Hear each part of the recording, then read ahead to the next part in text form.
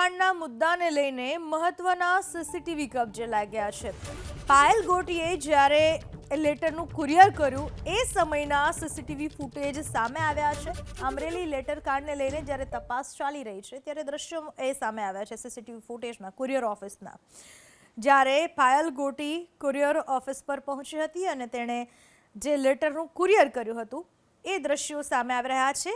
આરોપી મનીષ વઘાસિયાએ પાયલ ગોટી મારફતે કુરિયર કરાવ્યું હતું। ટાઈપ પણ પાયલ ગોટીએ કર્યો હતો લેટર, અને એટલા માટે જ તેની સામે ફરિયાદ પણ નોંધાઈ હતી। જો કે આ સમગ્ર મામલો તપાસ તો ઠીક, પણ રાજકારણના રોટલા શેકવા માટે પણ એટલો જ હવે મહત્વનો મુદ્દો બની ચૂક્યો છે, કારણ કે આક્ષેપ પ્રત્યાક્ષેપનો દોર ભાજપ, કોંગ્રેસ, આપ બધા જ કરી રહ્યા છે।